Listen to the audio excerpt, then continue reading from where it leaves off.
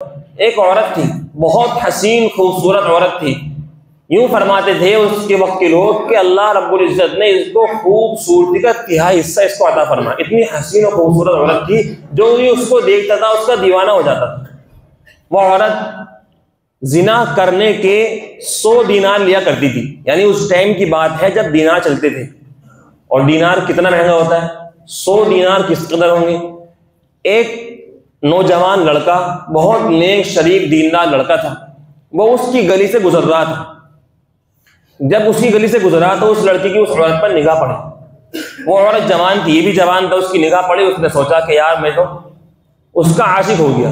अब उसका ख्याल दिल से निकालने की कोशिश करता, लेकिन उस औरत का ख्याल दिल से निकलता नहीं था। वो सोचा, बहुत कोशिश की, लेकिन दिल से ख्याल नहीं निकला उसका। उसे मालूम हुआ कि औरत जो है जिना करने के, अपने साथ वक्त गुजारने के 100 दीनार लेती है। तो उसने कहा कि कोई बात नहीं, मैं मेहनत करूंगा, मजदूरी करूंगा और 100 दीनार इकट्ठे करूंगा। उसने मेहनत मजदूरी करना शुरू की और 100 दीनार उसने अपने पास इकट्ठा कर लिए।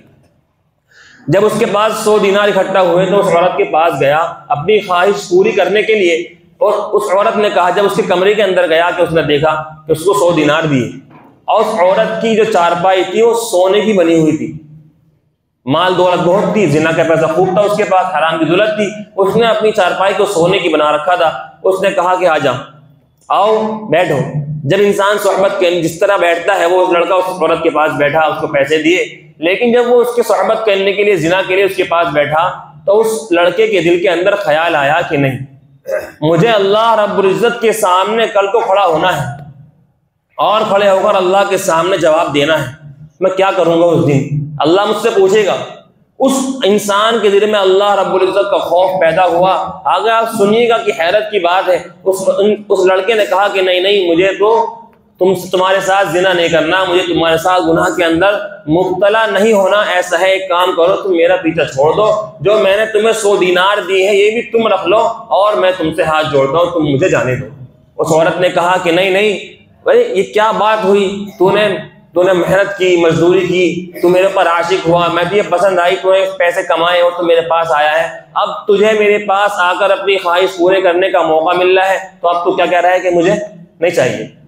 ऐसा क्या है कि कहा कि अल्लाह रब्बुल इज्जत के सामने मुझे कल क़यामत के दिन जवाब देना है। उसने कहा कि एक काम कर, अब जितने भी लोग, उस लड़के ने कहा कि जितनी भी दुनिया के अंदर औरतें हैं, सबसे ज्यादा मुझे तुझसे नफरत है इस टाइम, मैं तेरे साथ मुकाला नहीं करूंगा, पैसे भी मेरे सारे तू रख ले, दीनार तू रख ले। उस औरत ने कहा कि एक काम, उस औरत के दिल के अंदर ख्याल पैदा हुआ कि यार ये तो इतना दीनदार लड़का है, मुसलमान है, ये भी, औरत भी मुसलमान थी, कि कहा कि एक काम कर, जब इंसान अल्लाह रब्बुल इज्जत के लिए कोई चीज छोड़ता है तो अल्लाह रब्बुल इज्जत वो चीज उसको हलाल करके अता फरमा देते हैं।